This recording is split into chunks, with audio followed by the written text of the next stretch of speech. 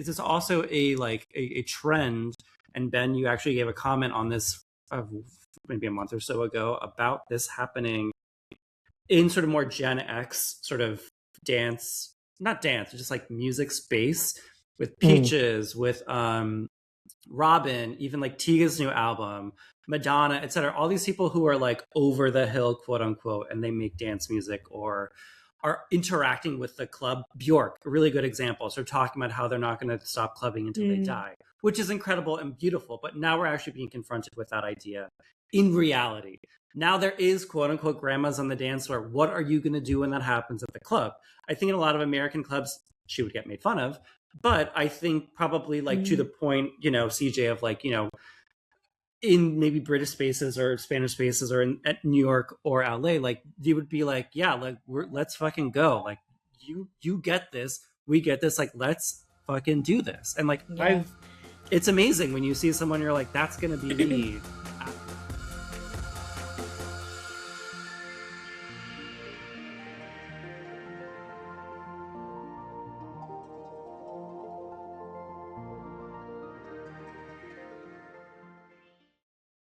Hip Replacement, episode number 54. Live from the basement, I've been displaced yet again from my home studio to the bowels of the earth. I mean, this is the thing. In a WFH world, Kyle, sometimes you have to work from wherever, and wherever is work the from basement today. WFB. Work from basement. Anyway, we're here with Jahanara Chaudhry, and who we will heretofore call CJ because it's easier for my mumblecore brain. But in any case, Kyle, how did we wind up here with CJ? So Jahanara CJ is a creative communicator and events manager, and she comes to us from Mark Fleming, friend of the pod, Mark Fleming of Rosie Lee. We were chatting a few months ago. And shout out to Mr. Unorthodox Blends himself. Yeah, exactly. We were chatting about guests on our respective podcasts. I've been a guest on their podcasts, and I did some recommendations of people that we had on that I was like, oh, they'd be great on your podcast, and he did the same. And Jahanara was one of them. So welcome. Thank you. Glad to have you. Excited that you're here. We made it work. I'm super excited. So CJ, to that end, you then... But Rosie Lee, for those who aren't aware, is a creative agency based out of London, longstanding partner of Nike's and Timberland's and many other brands. Does that put you kind of squarely in the agency space? Are you a crawler of these creative agency waters? In a sense, I started out in PR, which I'm still sort of firmly in the brand PR segment. I weirdly enough met Mark. By the way, love him to bits. Actually, amazing, incredible person. Right, He's honestly the best. Yeah, like I obsessed. Met him outside a Hypebeast party, having drinks because I think I was complaining that my feet were hurting, and he was like, "You know what? I hear that." And then we were just like chatting, and I was like obsessed with him from like minute one. But I've been working.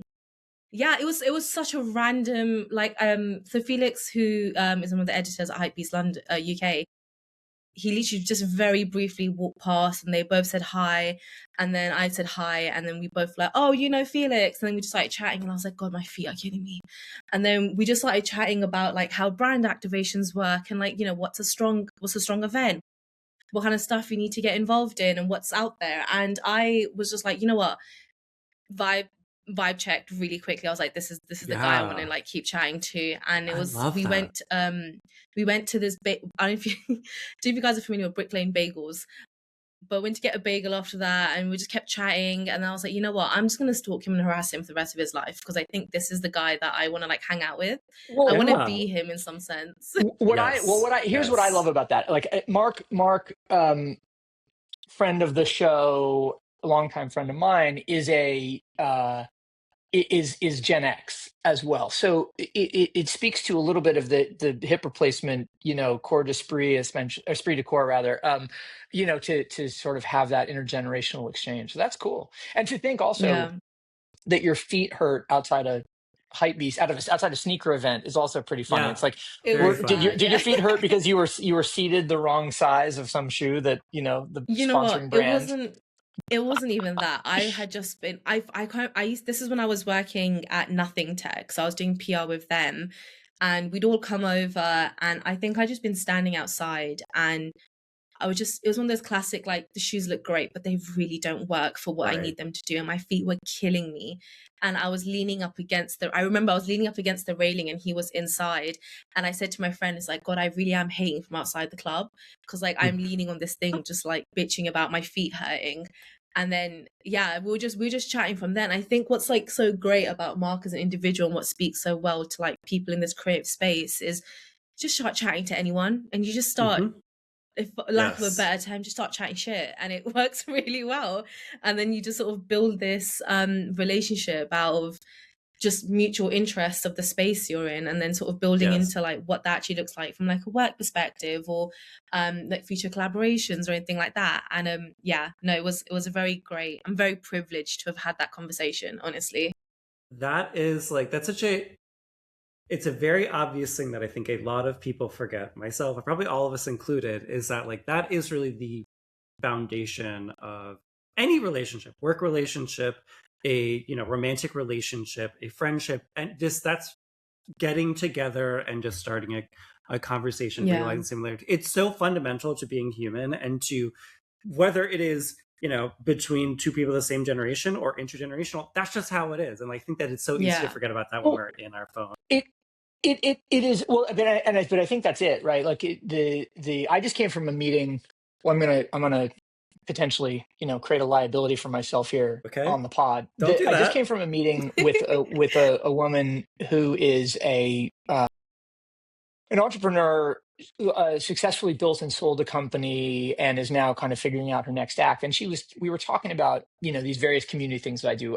CJ, I don't know if you're familiar, but I chair a little organization at this point called Breakfast Club that is these open format breakfasts that happen all over the world. And we were talking about that. She has a clothing swap where every month or so she and friends get together and they do a clothing swap. And she was telling me that there's a WhatsApp group that exchanges all of the information from the clothing swap, and then also they share pictures of each other, in like, I get Kyle's sweater and then I wear it on the WhatsApp group and so on. And I just said to her, I was like, it would be so interesting if you could make that WhatsApp group into a Substack notes feed, like via RSS. And then you could have this, I mean, it's like a media property that gets auto-generated out of this WhatsApp chat. So that was the idea. The reason I bring it up is because A, I think it's a good idea and I need somebody to help me make it happen. But B, because it is a real conversation that somebody who is in the audience could passively consume as simulacra for a real conversation. You are not having a conversation by virtue of consuming that feed. Absolutely. But it can feel like you are. And I think this is one of the weird conditions of our parasocial media reality, is that we feel like we're participating in things that we just have no surface area to at all. That's like, it's in a broad term. I've been thinking about that kind of thing a lot lately, in terms of like that third space community, where you're not necessarily like engaging with a substance, but you're in the space of it all. So I don't know, this might be a little bit UK centric, but I don't know if you guys are familiar with a website called Pixo back in the day. No, okay, Pixo. I know the name. Pixo. I know the name. Yeah, it was for those who don't know. It was basically, you built your own website, and it had like a little chat box feature. You coded everything. You like had a cursor that was very, very 2000 something era. Like I had it in like primary school into high school, and it was like amazing. But it was basically where we all went and hung out online and just saw passively what everyone's getting up to. We didn't have to I didn't have to post pictures of myself. I didn't have to do anything that was like this big content driven strategy. It was just, I wanted to make a website that was pink and shiny and had glitter and these little baby dolls everywhere, and it was a really true expression.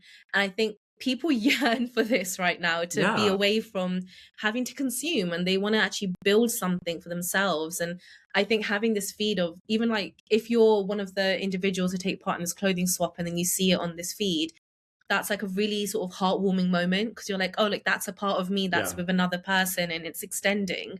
Whereas now it's just like my Instagram and TikTok feed is like post from something I don't know about, a recommended post, an ad, and it's this, and it's like I can't be bothered, frankly. I haven't posted on my grid in like 2 years now. It's all stories, and if that, it's literally Just if you're normal. not in a and I think that's what it speaks to, like the speed and like the scarcity of resource people want in their days. Like I want to just see this and get on with my life kind of thing. And I think that house for it is really needed right now. Well, I think that to me and to this RSS feed you're talking about, Ben, as well, is like there is a great confusion between like, you know, audience and viewer, and that sort of parasocial relationship, which you can have with people you know too, by the way. That's true. Absolutely. That viewership and being in an audience of something, that's not a bad thing. Like you should be taking inspiration, you should be learning, you should be doing whatever. Like that's great, which is what you're talking about in that feed, Ben, and what you're talking about as well, CJ. Like those are really great things. You can sort of like, it's having that sort of community of like a moving mood board around you. But that gets really confusing nowadays to exactly what you said about these suggested items. Is it builds that sort of parasociality where like you feel like you're participating in something by doing nothing, or by giving money to it, or buying something makes you now a part of a culture, which is not true. You just bought something. There is this I highly recommend this story. It is, the subject itself is problematic, but that's the point. There was a really great story today in the Washington Post about who is paying Nick Fuentes, the far right wing Nazi, et cetera, podcaster. Like, who are the people funding his streams? And it's a fascinating story because it really speaks to this, in that like most of them are people who have lost that sort of separation, where they think that they are in direct dialogue. And the reason why he's getting a lot of money is they are paying for his ear. Like if you pay enough in the chats, he will listen. And that is what the story gets at, is like there's all these people who think they are in dialogue with him just by watching and listening, that they then are going to great lengths to pay to basically share a racist idea. And it's like, that is fucking crazy. But that is not unique to him. It is true of a lot of, you know, people online, et cetera, et cetera. And I think, again, to the point of going back to just a one-on-one conversation, it becomes real. And like, you don't need to pay for that. But like, it's right. We've been trained to forget that. It also, I mean, that is an interesting thing. And CJ, I don't know if it's how true it is in the cultural institutions in the UK. I suspect probably pretty similar, because we're all sort of late capitalist society at this point. But if you think about it from a US standpoint, like one of the great pillars of you know, American democracy or American society, right, is that you democratize access to everything, you make it egalitarian. And then what you find out is that, well, now if everybody has access to this thing, it kind of sucks because I have to wait longer for it or whatever. So now I will pay for a premium tier that allows me better service, right? So that's Disneyland to Delta, whatever it is. Like it's pay to play access. And so we train people to believe if you pay, you gain influence, access, whatever the case is. And you know, in certain cases, maybe that makes sense. In Nick Fuentes' case, I'd argue no. By the same token, though, like it's kind of a damned if you do, damned if you don't thing. Because on the one hand, like we should know to some larger than zero degree what that guy is up to, because he's insidious. By the same token, we shouldn't have to pay to know. And so it's like, how do we square that circle? It's a bit like, maybe I'm being reaching with this Ouroboros sort of thing, but it is just like never ending, right? You want to pay to be involved, but then to pay him means you're funding it and you're engaging with it. I think this sort of speaks, for me personally speaking, this sort of goes into that space of, you know, accessibility and resource. And maybe this goes a little bit too, I don't know, a bit academic-y, but like with the UK sort of class system, when you pay for things and having access to things is a class, it's a class system. Like, you are structured in a way that you, no matter how much money I make, there are places I still won't be able to get into. Whereas Yes. what sort of like, from the in British perspective of America, it's like I can pay my way into anything. And to some degree that works, some degree obviously it doesn't, but largely on a scale, there is a bit of this premium lifestyle you can build from having this funding. And I think what sort of this influencer market and what streamers have kind of built is, you don't even need to come from a point of, you know, educational class or access, and just do dumb shit and people will pay for it. Say radical things and people will pay for it to be engaged with it, and that will take you places. But then it's when that flips and now it's like, oh, I'm literally doing Nazi shit online and people are paying for this and it works. And I think then it's, well, then if we disengage with that and we don't fund that, he's still going to keep doing it because it's worked all the way up into this point. Whereas in the UK, it's a case of like, I can say all this stuff, but the cultural backlash would either really, depending on your positioning in society, if I was a white woman, potentially that might put me in a different position to where I am now as a Pakistani Muslim woman. So there's always going to be those sort of binary systems that I'm going to fall into no matter what I say, because and this also goes down for say like Black women experience within America. They like are damned if you don't. So there's always this positioning where I think the nuance of the individual speaks so much to what that funding means and where that actually takes them. And I think this is going to sound a little bit conspiracy, so bear with me, but it is one of those things where it just feels like everything's rigged right now. Like, even if we see like 80 grand has come from X person, for Nick, for example, how much of that 80 grand has actually come from like the viewership and not just one individual person that's funding that straight thing? You know, do you know what I mean? I'm trying to roundabout kind of get at a point. But that is exactly sort of what this story is getting at, is like the who are the key funders, and like some of the key funders, like it's not as nefarious as it sounds. It's a lot more depressing. Is that like, you know, some of them are like single mothers who like have lost it all and who think that he is their surrogate son. And it's like, look, there's a lot to unpack that's really crazy. Fucked up. It's like, you think that this Nazi is your son because he shares XYZ and you are willing to get like to give all of your income. Like, it's dark, but like it's fascinating. Blah blah. Yeah, I don't know. There's something to that. There's something to him as sort of cherubic and insidious as he is. Yeah. I could imagine in people being like, oh, I can fix him. I can. Yeah. Well, that's another part of it too, because I even mentioned in the story, there's like these some people who are like, well, I give him some money because like I want to support his ability to just say, I don't agree with him, but he should be able to say these things. And like, I can get that, but also like, I'm not giving money to that. Like, that's crazy. Yeah. There's a line in it. Yeah, it's fascinating. And unfortunately, it's one of those things. So you know it when you see it, right? Sorry, what were you saying, CJ? No, I was like, what is the consequence of these things? Like, what is the consequence of your, like, obviously so I, just for context, I study social anthropology at uni. So if I get a bit high horsey, just bear with me. But it is a bit like what we consider like the global north of the sort of English speaking countries, or however you want to consider the Western world. When we have freedom of speech and it's such an empowered thing, it's like, what is the consequence of that? Like, is that we've now empowered this cohort? Like, if you look at even the manosphere, I really don't want to talk about the manosphere like that, but like if you go into like the manosphere space and you see like it is freedom of speech, they are allowed to say what they're saying, and that's okay. Like, if they want to insult women and say all these things and whatever, that's on them, but then they are also subject to consequences of what they've said.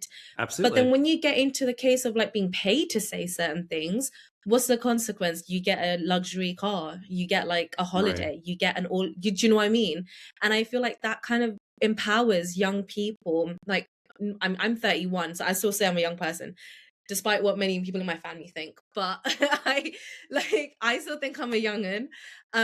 There's a lot of young people that I see that I can't be bothered to have the argument with, because it's so far gone that they're like, I'm going to say all these things I want to say. I'm going to do this, I'm going to do that. if we go in, like, I see women, like young girls who like sexualize themselves like the nth degree, and I'm like, you know what, you're allowed to do that 100%, own your sexuality, but then secondly, consider like why you feel like that's something you need to do or something you want to do to get to that point. And I feel even with like, I keep saying streamers because like right now my entire TikTok feed is just of this Clavica guy, and just seeing how he like acts and treats women and what's going, and yeah, it's a lot. By the way, I don't know. I just want to stop you for a second because my daughter coined something yesterday. Who is clavicular? Who he's just been linked to some other female influencer. Whoa, Vicky. So Harper last night, she's like, "Have you heard the latest about Wovicular?" And I'm No like, way. "Oh, this is the portmanteau Wovicular. nobody needed." Yeah. But in 2026, maybe Wovicular is they make sense. Coming for they us make all. sense. It's just marketing like nonsense. Can I just, on a side note, I would recommend you guys check out Channel 5, like Channel 5 News with Andrew Callahan. I think he's like this. I think he's fantastic. Like, just like, honest to God, amazing journalist. He did a whole interview with him, and to see like the freedom of speech element, or like wanting to get his point across of, why don't you ask me about my skincare? It's like, mate, that's not what this is. No one cares about your skincare routine. We want to know why you think that you can do these things with women, why you think you need to act this way, or, you know, go on hormone therapy at this early to look a certain way, when really and truly no one gives a shit what you look like. Like, you want to be hot and you want to do this thing, that's great, but that has nothing to do with who you are as a person. It's a very vapid way of living, and the frustration you see in this young guy of like wanting to be respected for his, like, you know, I've researched this, I've looked into this, I've done that, and it's like, you're not actually understanding that the personality that you've given, people aren't laughing with you in a sense. Like, people are kind of laughing at all the work you've gone into that to be that way, and you're crashing out because someone didn't ask you about your skincare routine. I don't know though. I feel like and Kyle, you I feel like might have a better grasp of this, but I don't. I think there are people that identify with it very closely, and you know, having been a teenage boy many decades ago, the you know, and looking for some way to go forward and to understand what my place in the world is. It's, for me, not hard to see how somebody falls under the sway of that thing. It comes from a very simple sort of accessible tip, and then all of a sudden you take a second one and a second one and a second one, and all of a sudden then you're in, you know, the looks maxing zone. I can see it happening. I don't like it. I don't sympathize with it. I don't wish it for my kids or for anybody else's, but I understand how it happens. Totally. Yeah. And I see how it's happening, and you kind of see the trajectory, but I think that goes back to like the community and education element of like what it means to be a good person. And I think we've like lost that along the way. Absolutely. Because in my school, I grew up in a very multicultural like community. Everyone was there for each other. We used to say, like, we had teachers that would make us say a prayer before lunch. It was nothing like forced religion thing, but it was just a cultural exchange at lunch of like, let's say a prayer before we go out with everyone, because some people do it, some people don't. And it was a really nice way of introducing ourselves to different faiths that we didn't know about. But the whole thing, and I had this conversation with my cousin the other day actually, in terms of religion, just don't be a dick. Like, just be a good person, be nice, care about each other, you know, like that civic responsibility, that kind of thing.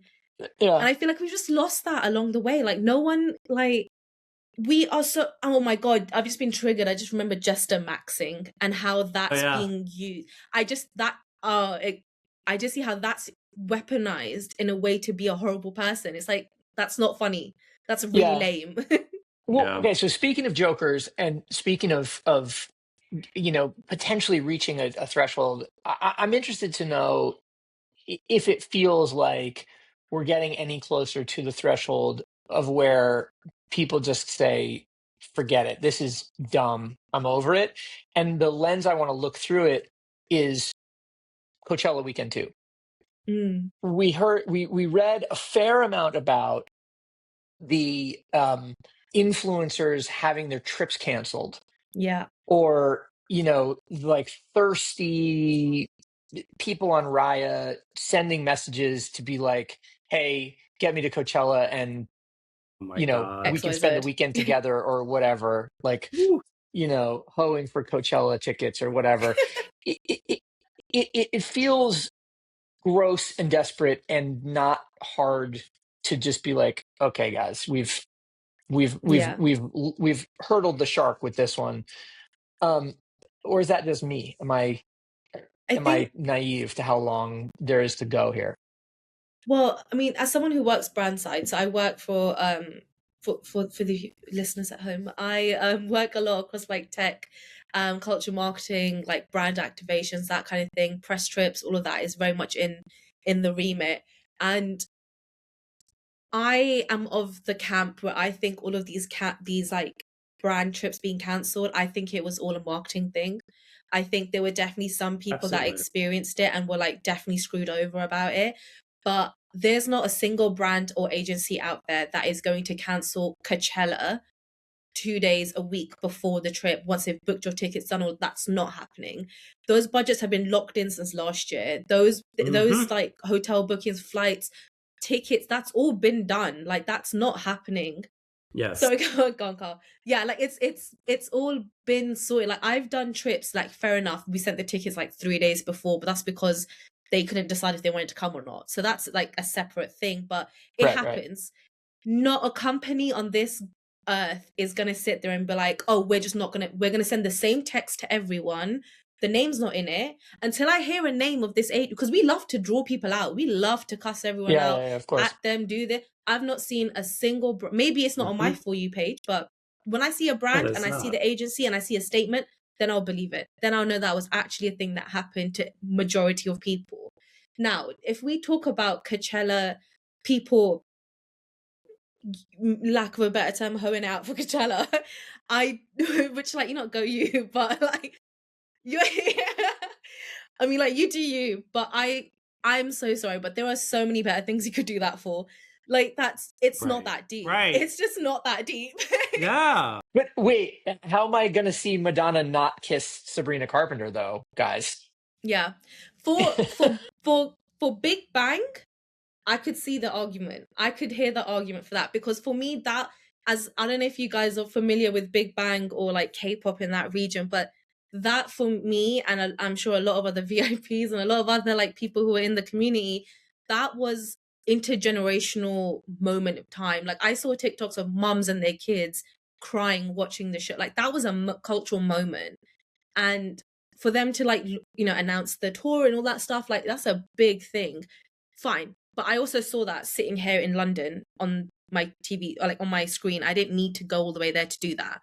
But and I think this also maybe is a little bit of a bitterness of the UK, of if you come to the UK festivals, comparing that to what Coachella is, the vibes are completely different.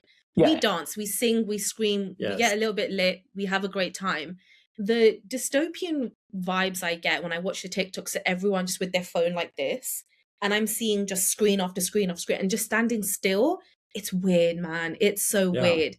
Well, like, I don't money. Get it. I paid the money. Like, I got to make the memories. I paid the money. I've got to make the memories. Go ahead, Kyle. I mean, that is the big takeaway of this weekend, the second week of Coachella, and like the big breakout moment. This whole Coachella, there weren't a lot of breakouts either weekend, but the big breakout of weekend 2 was Sabrina Carpenter bringing out Madonna, which was pretty incredible. Like I watched this and I was like, this is crazy. Like this is legitimately like wild that happened. But looking at the audience, you would have no idea. Yeah. You would have thought that I don't even know what you would have thought it was, but it was so remarkably dull and dead that people paid a lot of money from their Riot person or not, thousands of dollars to go to the middle of nowhere to have a very uncomfortable experience just to stand there. Like you're like that is crazy. And like if you're live streaming it or taking a photo, it doesn't matter. It's just like it's a similar thing to what we were just talking about, that like, confusion between like audience and like parasocialities. Like when you're actually in the audience, you're not acting like an audience member. Yeah. That you know, this is not the first time something like that has happened, but it is maybe like one of the best representations of it happening at scale. Like we didn't actually, no, I take this back. A larger thing in the 2020s is Coachella is in its flop era. It's not great, to your point, Ben. But I actually worked on Coachella, not for Coachella, but I was at Coachella in 2022 for a brand after saying for like literally decades, I'm never going to that fucking festival, and I had to go for work. Right before I moved out of the country, I was like, are you fucking kidding me? So I had to go.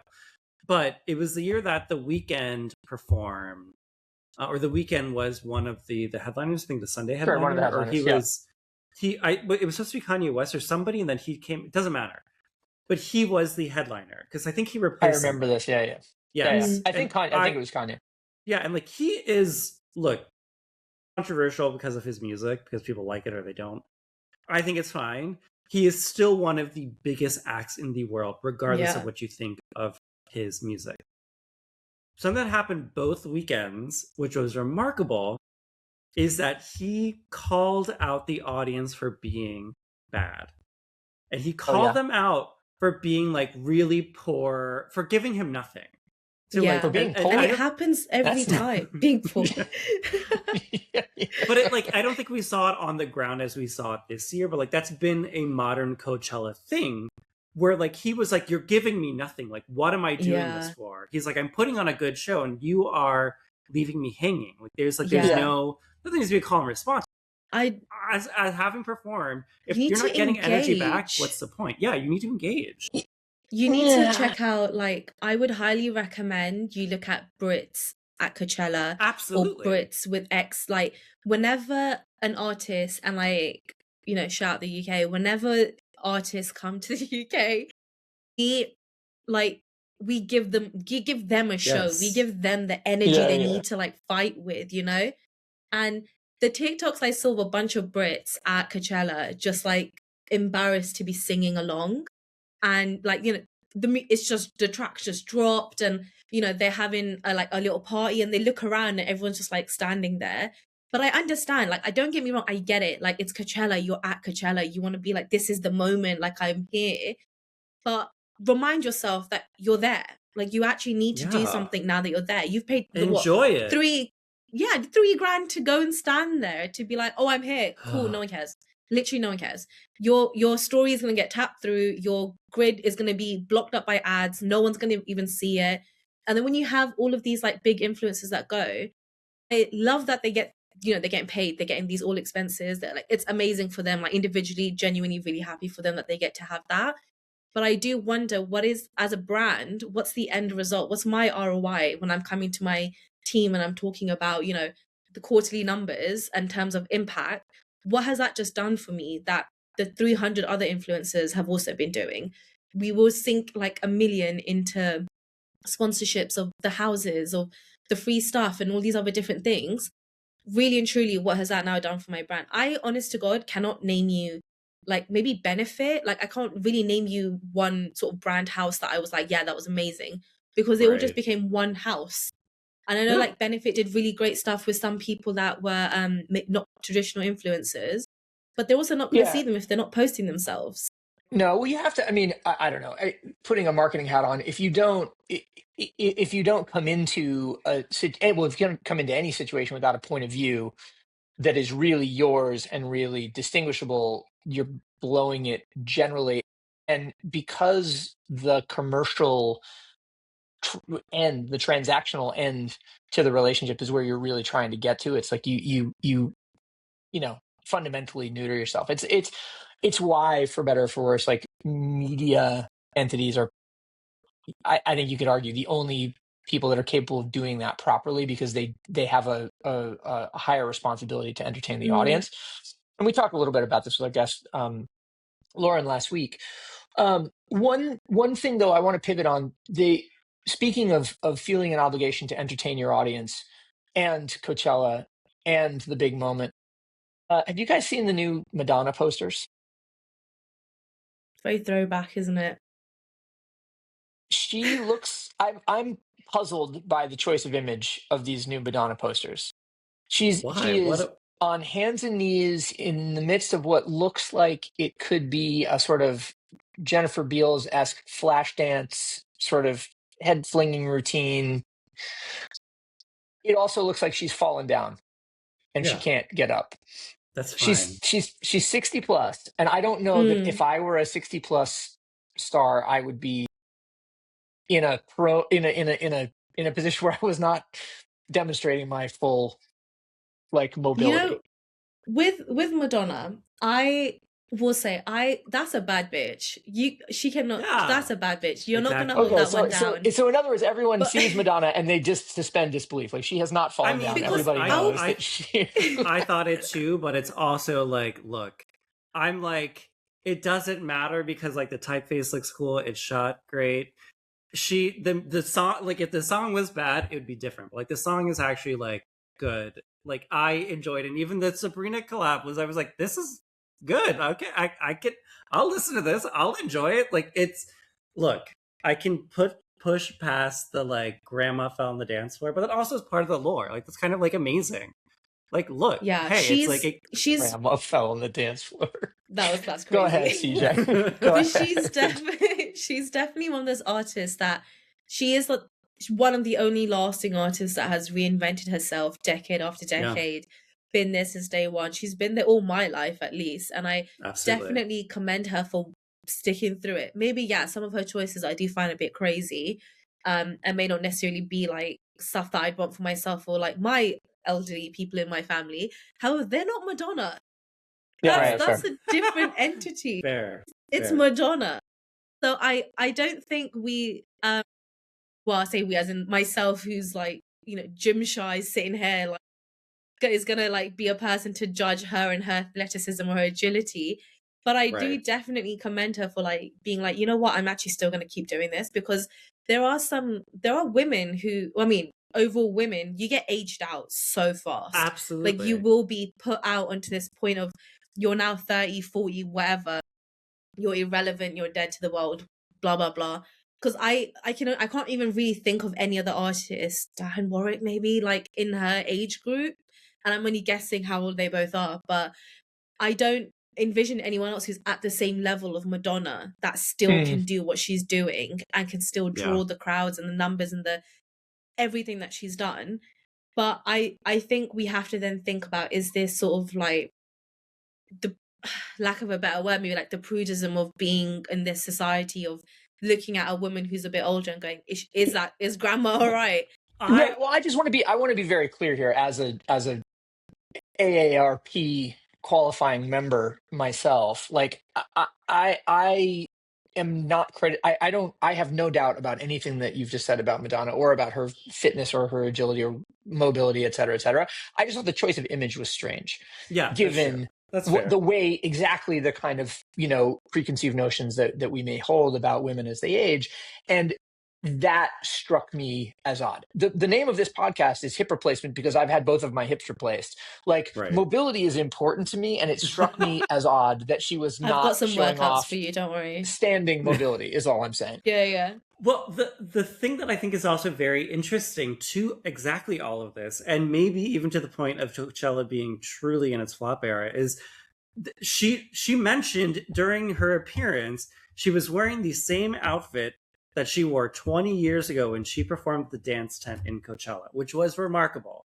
But also to that, she was standing next to Sabrina Carpenter, who is like 28, 27. She's something like that, late 20s, quote unquote. And she is in her, early, mid 60s. They're wearing nearly the same outfit. If this was in a normal, quote unquote, time, we would be suffocating in think pieces about Madonna wearing a literal leotard and like everything about her movement and like her hand on her knee to get up and all this shit. Like there would have been so many think pieces about like being a woman of a certain age wearing close to nothing, walking around in front of thousands of millions of people. Like that would have been a thing. But it's fascinating that it didn't happen. And then it also plays into this other thing that's also happening, which is maybe why she's not why that wasn't a big thing, which I doubt. Is this also a trend? And Ben, you actually gave a comment on this maybe a month or so ago about this happening in sort of more Gen X sort of dance not dance, just like music space with Peaches, with Robin, even like Tiga's new album, Madonna, etc. All these people who are like over the hill, quote unquote, and they make dance music or are interacting with the club. Bjork, a really good example. So talking about how they're not going to stop clubbing until they die, which is incredible and beautiful. But now we're actually being confronted with that idea in reality. Now there is, quote unquote, grandmas on the dance floor. What are you going to do when that happens at the club? I think in a lot of American clubs, she would get made fun of. But I think probably like to the point, you know, CJ, of like, you know, in maybe British spaces or Spanish spaces or at New York or LA, like you would be like, yeah, like let's fucking go. Like you get this, we get this. Like let's fucking do this. And like it's amazing when you see someone, you're like, that's gonna be me at this like fucking 2 a.m. fucking like techno night, and like that's amazing. So there's like raves that I've been to where like I'm pretty certain it's like someone and their mum, and you just think, oh, you know what? Love that. That's cute. That's great. Good for her. You know. We were joking about this on our family group text the other day. My daughter sent a flyer around for a Shrek rave that's happening at Brooklyn Steel in a couple of weeks, and I was just like, it's too bad that Campbell isn't going to be home from college yet, because otherwise we could go as a family to the Shrek rave. That'd be so cute. It'd be so stupid. Yeah, right. Yeah, why not? Just call up the folks at Bowery Presents. I'm sure they'll fly you over on an influencer visa or something like that. You know, why not? With my like 800 Instagram followers, I can hook them up with. Well, listen, this is micro communities are the new. That's the new scale. Very that. Oh my God! Well, guys, we gotta. I'm sure we could talk forever about all of this stuff, but we gotta call it for the end of the episode. CJ, where do people find you when they're not re-listening to this episode over and over again for the great vibes? They can find me on Instagram on Jahanara C. and then the underscore, but I'm sure we can figure that one out for the caption. We'll tag it in the show notes, yeah, for sure. Yeah, I realized it wasn't as like easy to present that back. Otherwise, I'm also on LinkedIn. I'm trying to become a bit of a LinkedIn warrior, so like feel free to find me there. Yeah, bear with me. Have you got a strategy? Are you going just so the strategy is straight surrealism? Well, it's remember that you actually need to post at some point to actually do that.